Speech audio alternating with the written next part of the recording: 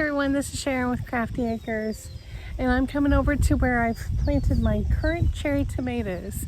I'm actually doing an update on the cherry tomatoes I planted 2 weeks ago. So today is Friday, and tomorrow will be exactly 2 weeks since I planted these current cherry tomatoes. And let's go see how they're doing. I planted them in these great big pots down here, and they have tripled in size. You would not believe how big they have gotten. I can't hardly believe. I have to come down and fluff them almost every day. But here's what they look like. We have one back here, one up here, one over there, and two more.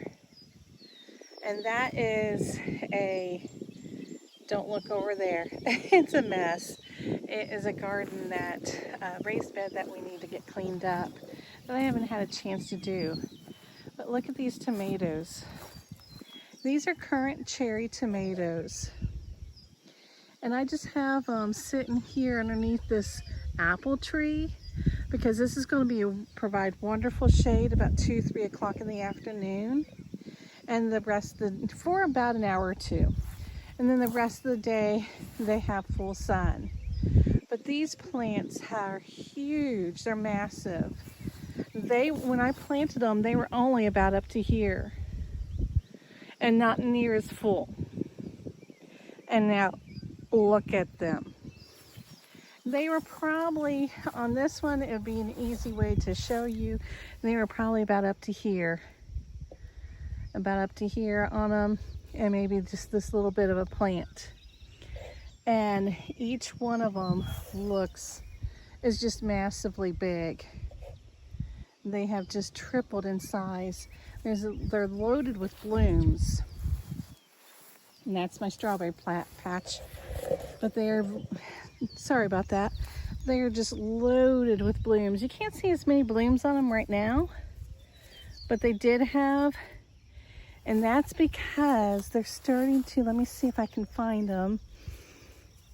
They're starting to produce some cherry currants. Now this is a cherry tomato. Oh, here's one right here below my finger. That's just a little one. Now, here's another one right down here.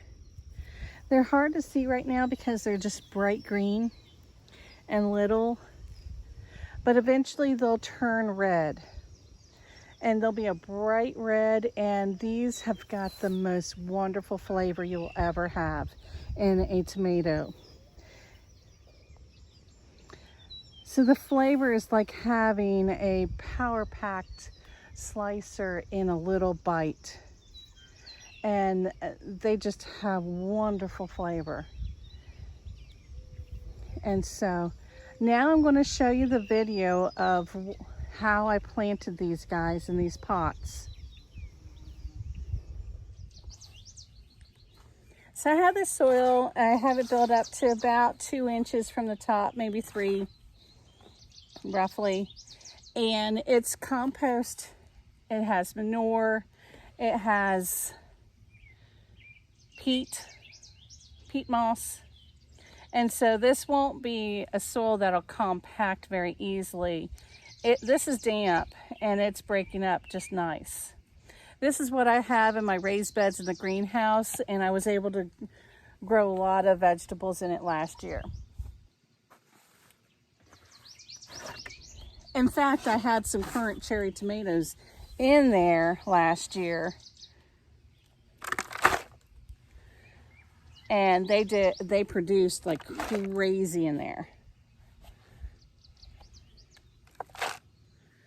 But we're just trying to create a spot where maybe we could have a little break in the day, and we can I'm just trying to take some soil out right in the middle, where we can have a little bit of a break in the day, where it's hot and we can just sit in the shade and still be productive. I think that's about where I want it. I'm going to put just a little more soil in the bottom. And then I have all my goodies here.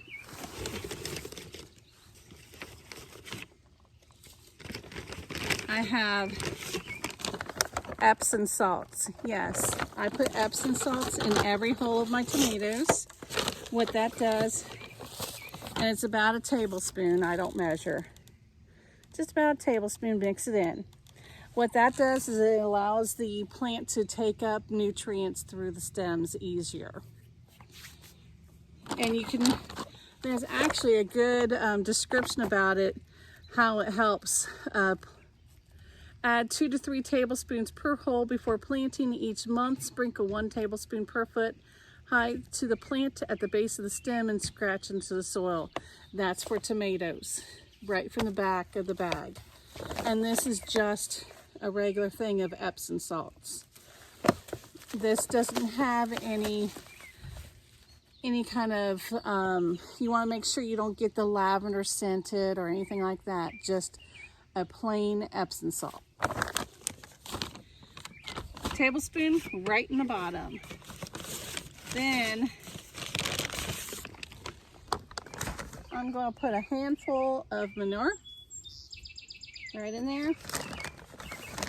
A little bit of my Biotone starter. Oh, let me tip it back. Biotone starter fertilizer. I would use tomato tone, but I don't have any. So this is what I'll use today. And a handful of wood ashes. Mix that all in. We'll pop our plant out.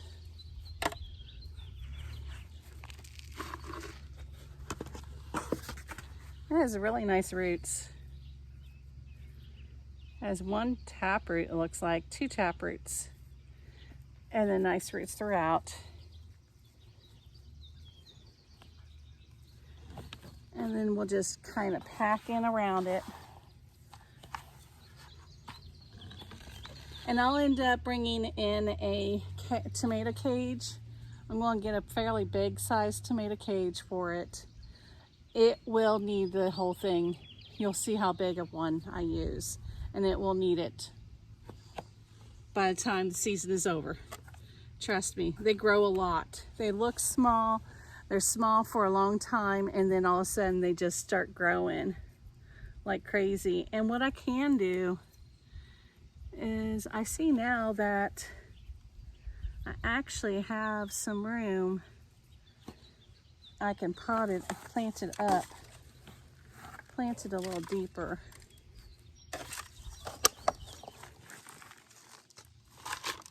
I normally like to bury my stem as deep as I can on tomato plants. On these, because they're so big and kind of delicate, I'm not going to mess with it too much because it did branch off. There, that's fine. It'll be fine once I get the cage on it. I did stake it for a while, and I have a zip tie here, which I'll have to cut off once I get the cage in there. All right, we'll just do the next ones. We'll get these all planted, and then we'll come back and put the cages on. And they're already starting to bloom. Look at that. There's blooms all over this one. And I'm just going to let them go. They'll be fine. Oh, and it was slow release fertilizer that we put in the soil. And we're going to water it in with a generous helping of a regular liquid fertilizer. That'll help reduce the chance of transplant shock, or reduce it down if you do that. All right, let's get the rest of these planted. All right, thank you guys for joining me this evening and learning about the currant cherry tomatoes. Hopefully one day you'll try them out for yourself. They're great for putting in salads or in a any kind of an egg dish, or just sprinkling on a salad, or just popping them in your mouth and just eating them as is. They're really, really good. We sell out of them at market every week that we have them up there. And this year we actually started these a bit earlier so that we would have the production faster. Now, they probably would already be producing had I got them in these bigger pots sooner, but they're going to be producing pretty quick. This is just an experiment to try and get them going and to have them faster. Also, we're trying to try them out in these taller pails, because I had them on the ground, and I may have explained this in the video that you just saw about me planting them, but it's really hard to pick them at first because they're so low to the ground that you have to crawl around and just pick them. And so getting them up off the ground is going to be so nice. We'll be able to just kind of sit on a chair and just scoot around them and get them picked. So thanks guys, I hope you enjoyed this. Have a great evening and happy gardening.